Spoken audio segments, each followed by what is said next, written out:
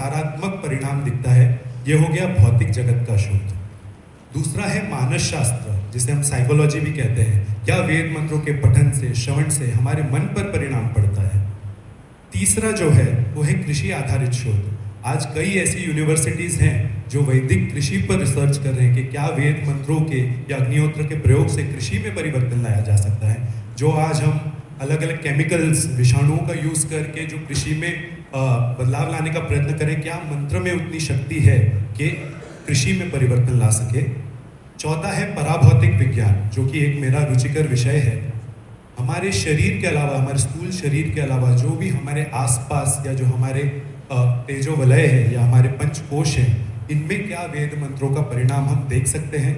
तो वैसे तो क्योंकि ये स्थूल शरीर के परे है, इसलिए इसमें हम मशीनों का या जो भौतिक विज्ञान के साधन है इनका उपयोग तो नहीं कर सकते, परंतु कुछ वैज्ञानिकों ने ऐसी मशीन्स बनाई हैं जिनसे तेजोवलय को देखा जा सके। तो आज हम वो देखने का प्रयत्न करेंगे कि क्या वेद मंत्रों के श्रवण या पठन से हमारे तेजोवलय में कुछ फर्क आता है।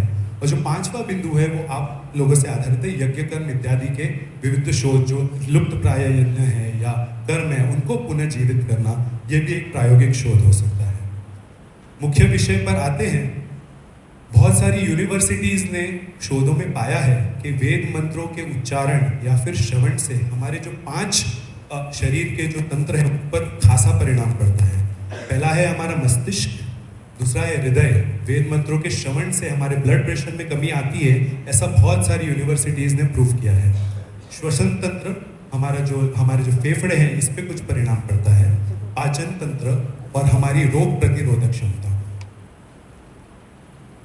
तो एक रिसर्च जो सबसे प्रमुख मस्तिष्क का हॉस्पिटल निम्हांस जिसे कहते हैं, उसने एक रिसर्च की थी।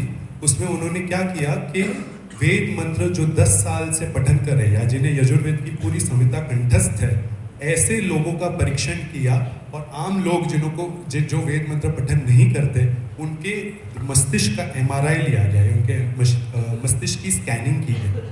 तो उन्होंने पाया कि मस्तिष्क के जो हिस्से हैं जो कि नकारात्मक भावों के लिए कारगर होते हैं, जैसे गुस्सा, उदासीनता, ये जो सारे नकारात्मक हिस्से हैं, वो जो वेद पठन करते हैं उनमें इतने विकसित नहीं थे, परंतु वो हिस्से जो हमारे आकलन शक्ति, हमारी स्मरण शक्ति इत्यादि के लिए कारगर है हमारे मस्तिष्क में, वो ज़्यादा विकसित थे। तो जो आप पहले 5 चित्र देखेंगे ABCDE, ये आम लोगों के चित्र हैं और उनमें आप देखेंगे वो जो पीला भाग दिख रहा है वो मस्तिष्क के नकारात्मक हिस्सों का भाग है, जो हमारे विविध भावों को नियंत्रित करते हैं। तो वो पीला जो हिस्सा है वो ज़्यादा विकसित या ज़्यादा एक्टिव है जो लोग वेद मंत्र का पाठ नहीं करते।